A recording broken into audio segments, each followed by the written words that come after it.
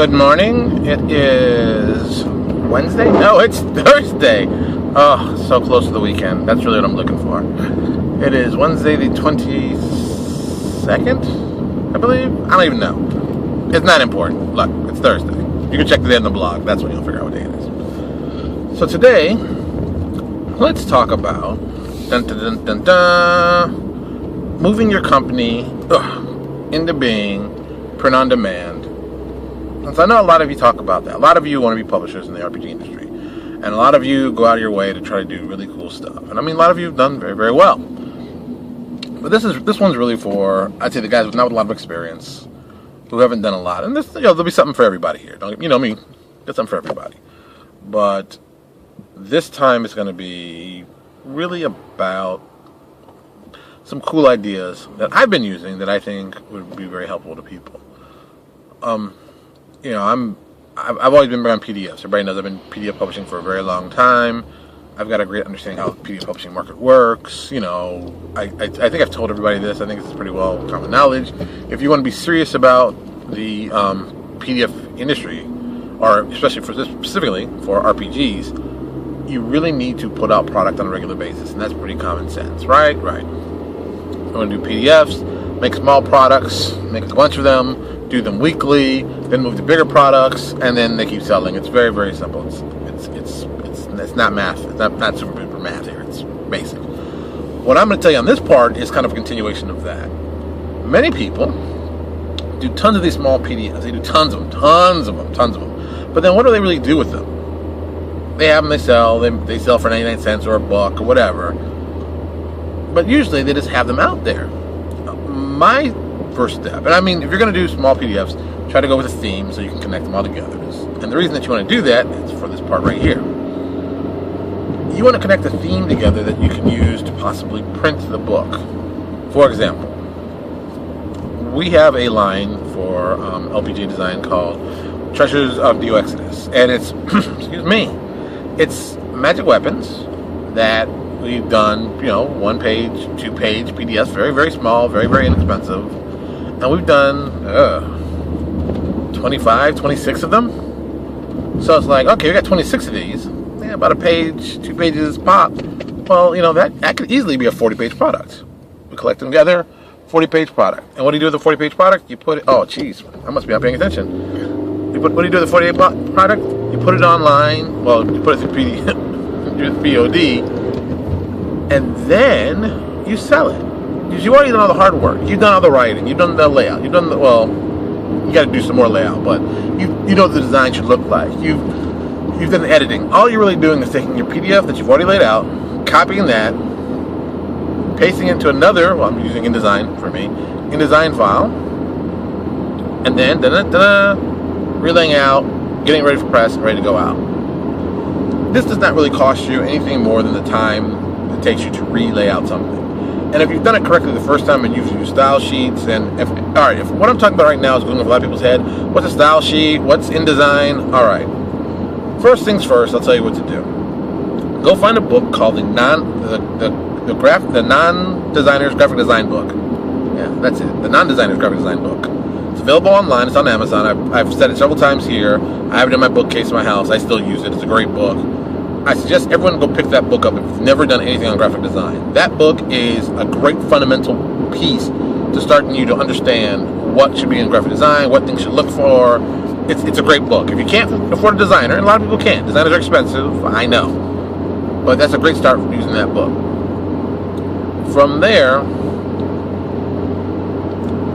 design a style sheet for your small PDF and carry that over to your larger things you can do on print on demand.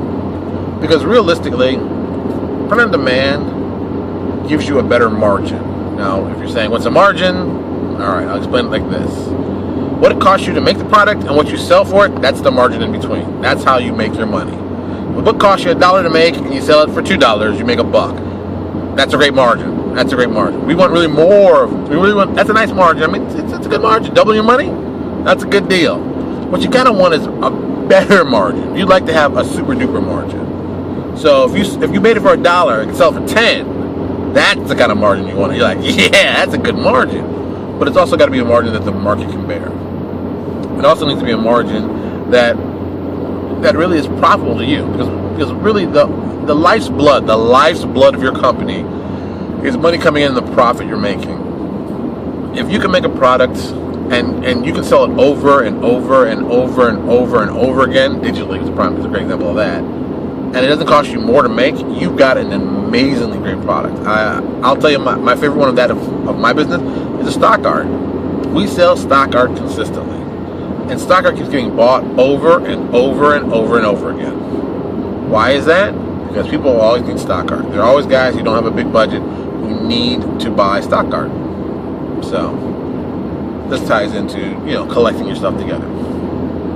So what you need to do is I'm going to use CreateSpace, since I'm very much on, I'm on CreateSpace. I'm liking them. I'm liking a lot of stuff they do. So that's just some good thoughts. So, and also, a 152-page, 8.5 by 11 black and white book from CreateSpace is under $3 to get printed. A 150-page book should sell for $20. So, okay, $3 to make, sells for 20. Those are great margins. But you also got to add in the writing. But remember, we're picking up stuff that we've already written. So there really isn't the additional writing. And there's no additional editing. Well, there's a little look over, but there's no real additional editing. There's no additional art, well, except for the cover, which you might have to do one. But you can still work around that. These are all feasible things you can do, and you can keep the cost down. Even if you get the price of the book to make up to $5, you got a $20 book, you're selling for $5. That's a 4 to 1. Who doesn't like that? That ain't bad. You're like, oh, those are good numbers. Those are good, and that's very, very good. You really can't beat it. So, and that's for that one. The problem is also with print on demand, POD, is getting people to buy the product online. Now, one of the strengths of CreateSpace is that it's already owned by Amazon. So you've already got that kind of input into Amazon, that direct portal, as it were, into those kind of sales. So, that's a winner. You're going to sell stuff. I've sold stuff internationally that I don't know how the people found it. I have sold several books that I'm like, how did this person find? And that's another part that I also like about CreateSpace. When you sell your book, you set your price that you want, of course, but then it also converts the price into euros and into pounds. Now you can keep the conversion straight, or you can add a little more. It's all up to you. But I like that idea that, hey, we're not just selling in the U.S. We're going to sell overseas. We're going to sell in this place. We're going to sell this place. And people will get it for the price that might be cheaper. Look, the dollar is down. Dollar's down. So if you're buying in, we'll use something that I like. If you're buying in English pounds, well, you're going to get a great deal. You're going to get a great deal in our product. Oh, yeah. You're going to get a great deal. So, and we've had people who bought in pounds, so I'm assuming they're buying from England. So it means, we're making good money, and that's kind of cool. I like that aspect of selling when I don't have to actually do any more to sell. I put it one place, boom. Also with that, they've expanded distribution. So you get into distributors, and people say, "Hey, where's your book sold? Well, we have this distributor, that distributor. Libraries can order us." We are legitimately on Amazon, and we sell on Amazon, and we do very well on Amazon. The cool part about CreateSpace really makes it possible that you can sell your books to distributors. I'm talking about game distributors, Alliance, ACD, PhD. Who's left? I think War Games West is still left, and there's probably about, I'm guessing, 8 or 9 really relevant distributors left. If you want to find a good list for distributors, and you're like, I don't know where to start, look for distributors. This is what I do. It's always worked for me. Something in my eye. Yeah.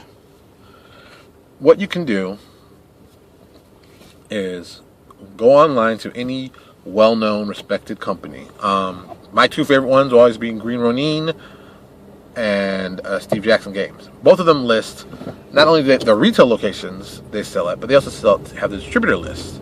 So you go on there and you look. You're like, okay, let's see who they're using for a distributor. Okay, and since they sell products, and I'd like to be as big as them, find out who distributors are, see how they put together their package, and then you go and approach the distributors with it. It's not really that difficult to approach a distributor. I got very lucky. I got my distribution together when I first got started. I knew I worked through Asim. We've heard that story about Asim running off with people's money. I then decided to do a little bit myself, and then I went with Studio Publishing, and I was paying them, I think it was like 18% was their cut. And then I realized, it's like I'm paying this guy 18% to do something I really could do myself. And it's not that I'm saying they weren't good, don't get me wrong, but they have a lot of customers. They have a lot of customers that are selling products to them. A lot of people don't want to do the hunt down the money. I thought about it, and I was like, well, could that 18%, nearly, 20 cents in every dollar be saved better if I did it myself? And, in that instance, I said, you know what, I'm going to try it myself. I've let people do it for years, let them do it, and just let me sit up the back and, if I get numbers, they're great. If I don't. But I don't think anyone's going to hustle as hard as I am going to hustle for my stuff. So, what did I do? I went out of my way. I found, who I should get in contact with. And it's really easy to get in contact with them. It's very just talk to the buyer of games. Tell them what you're specifically looking at doing. They want to see your product. They want to see a list. They'll, if they're interested, they'll buy. If they're not, they won't. And, I found this out to definitely be true.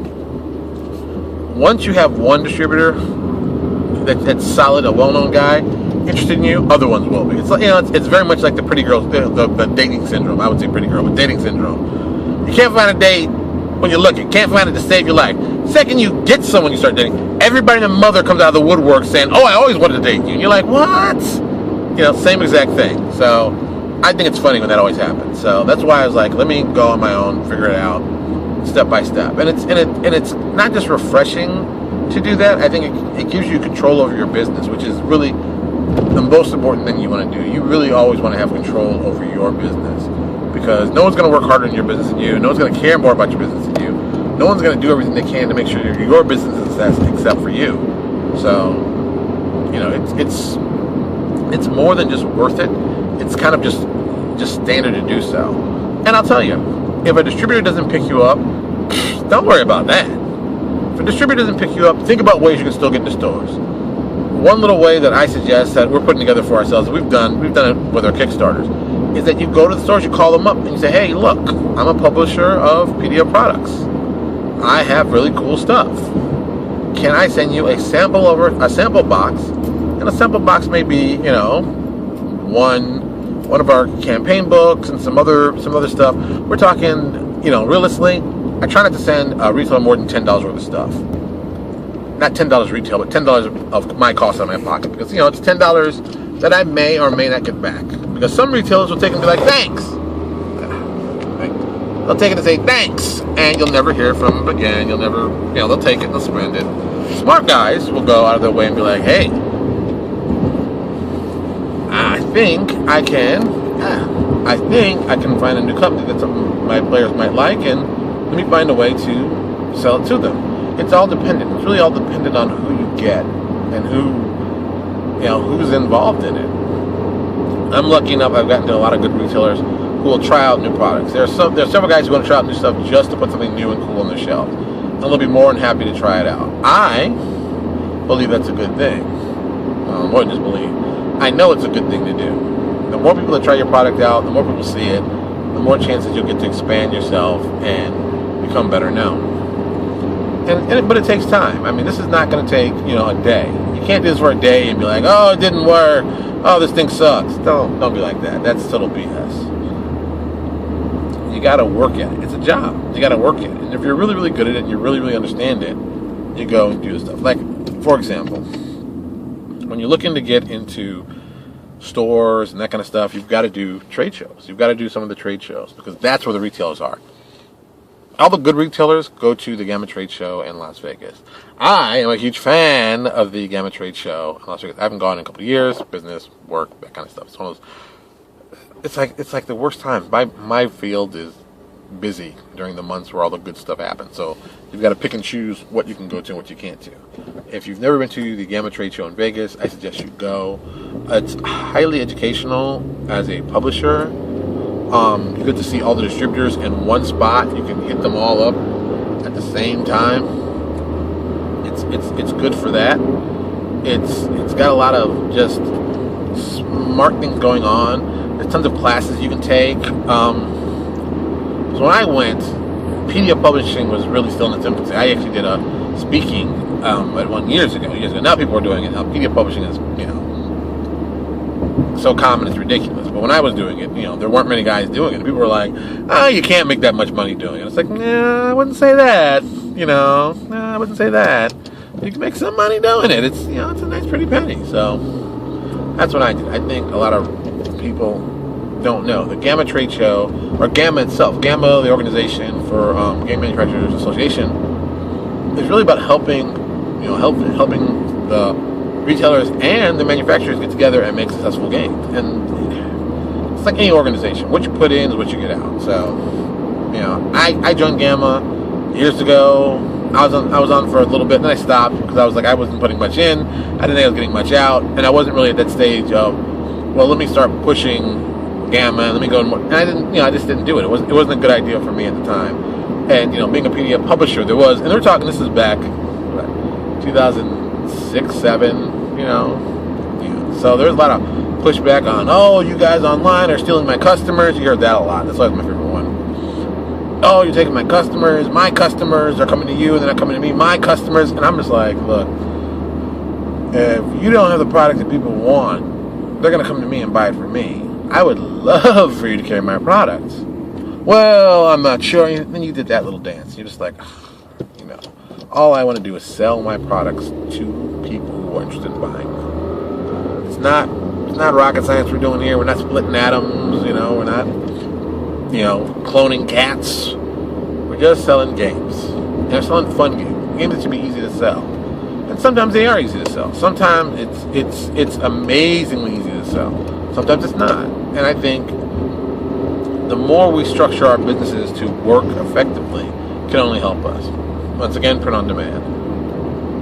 If you have a small website and you want to sell your book on your website, and you're like, well, I don't have a big cash register, I don't have a big, a payout system. How do I do it? I go, be lazy and go easy. Go with PayPal. It's secure. People know PayPal. You can take credit cards. You can be up and running relatively quick. It doesn't take you much. There's tons of other little services that online that you can use. Pulley. Pulley's another one. What's the other one? Pulley is one for digital artists. They take a percentage, and you can put up a store, whole deal. I tried Pulley. It didn't impress me. I get why they have it, but it didn't impress me that much. That's a personal issue, not a bad place on them. It just wasn't for me. I think a lot of people can use it and do very, very well. There's tons of free shopping carts. There's ZenCart you can use. My ideal system is something that can just plug into something I'm already doing. It's like, boop, plug in. Okay. Here's what you do, and keep moving. Like I said, I've been on RPG Now forever, and we've built a very, very, I'd say, very wide net of people who we email to on a regular basis. And that list that I have, that's a gold list. I mean, it's a huge list of people to get that kind of access. Plus, if you get on RPG Now's board, like on their email list and stuff, that's even more people see your product. It's a lot of just a lot of good ways to get exposure, and that also helps your company. Even RPG Now has print on demand, and they'll do it for you. I mean, a lot of people will do these things for you. I would suggest, in your own best interest as a publisher and looking to expand your knowledge, I would try doing the stuff myself first. I think even if you don't know how to do it, you'll learn a lot more by doing it and the mistakes. You'll learn very quickly. When there's money involved, you'll learn very quickly what kind of mistakes you can and cannot make. And PDFs, I think, give you that kind of option. POD gives you that kind of option at a relatively inexpensive price point. But I mean, if you make a book and you think it looks nice, you get it printed by them. They'll send you a copy so you can look at it. It costs you a couple bucks. It's $5. You look at the book and you realize, oh, this thing looks like, oh, I should have done this, I should have done that. Well, that $5 you spent probably saved you hundreds of dollars that you could have gotten over the life of this book just because you put it out. Someone, put it out through a traditional print. This also ties back into why I'm against traditional print for new guys. You don't have a lot of money, stick to something small, stick to something safe. Go to POD route. I mean, it doesn't hurt you as a publisher. It only makes it better for you. And I mean, I think that's also what I'm doing these videos for.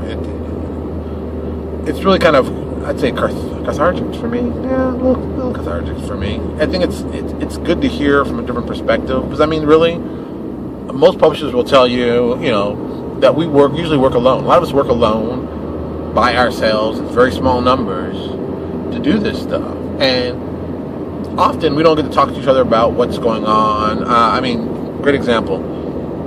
Steve Russell over at Right Publishing has his Demiplane of Gaming.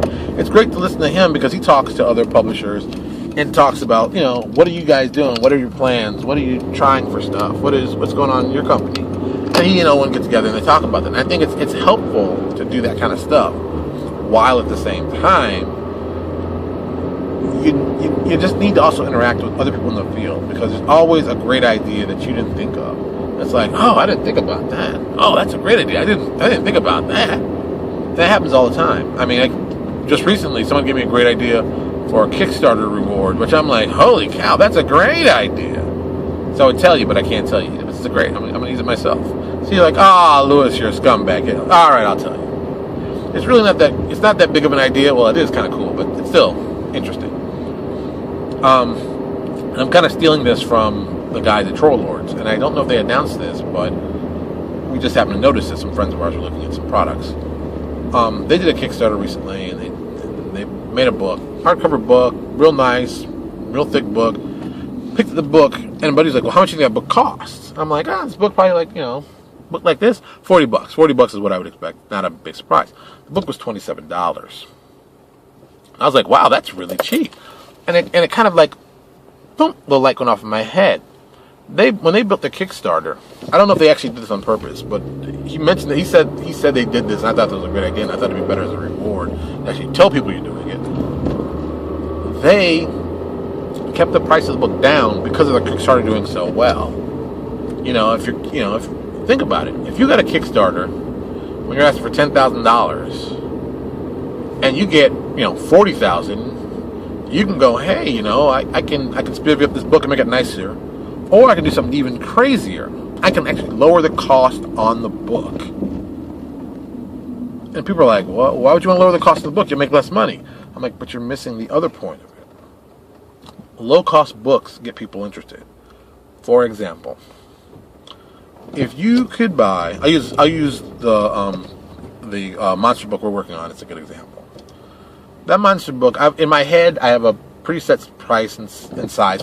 It's going to be 150 pages, and we're going to sell for like probably $22. But that's pretty reasonable. That's not a big expense. But as a reward, I could put in there, well, if we make X amount of dollars, we'll lower the price by $1. So instead of it being 22, it now becomes 21. And then if we meet another plateau, we'll reduce it by another $1. So instead of it being that, so we keep moving it down and down until it gets to a point where people will be interested. I mean, there'll be people buying the book because, hey, I'm supporting the Kickstarter, I got that. But the people who don't support the Kickstarter, which will be, there'll be tons of people who don't support your Kickstarter, who will hear about it late. When they hear, oh, you got a monster book coming out? Oh, that's kind of cool. Oh, the monster book's only going to cost me, $15 for this size of book? Damn, this book normally costs like $25. It's like, well, we did really on the Kickstarter, we were able to lower the price and make it so you guys can get more. Oh, that's great. That incentivizes people. That gets people in. That's what people want to hear. That's what people want to hear. People want to hear that you started a book up here, but because so much support and so much fan support, we lowered it down to here. I mean, who would say no to that? Who'd say no to that? What person's going to be like, well, I hate that you raised so much money, but you were able to lower the price. That's horrible. Nah, that doesn't even make sense. See, when you say it, you're like, what? That doesn't make sense. So that's why we're pushing that. I think that's a good idea. I'm going to be working on that today. I've been putting that, rewards. I'm doing rewards now. Like I said, we keep adding more names. I got to announce a new name we're going to be revealing soon. A new artist has joined us. Somebody I've wanted to work with for a long time. We kept missing each other, but finally I think I found the project we can finally work on together, and I think will be perfect. And he's happy because I pitched it to him already. He's like, yes. I'm like, of course you want to work on this. This is going to be lots of fun. So everybody's pretty excited. So, here I am stumped. I'm at work, so that means it's the end of this Love You video podcast, which is excellent. As always, thank you for your support by watching this. And always, send us a comment, even if it's you want to tell me to F off. I mean, hell, it's a comment. It does count. But send us a comment. I enjoy it. I enjoy hearing what you got to say. You know, we can talk about this stuff. Let's expand it. Let's hear some more other cool, interesting stuff. Talk to you later.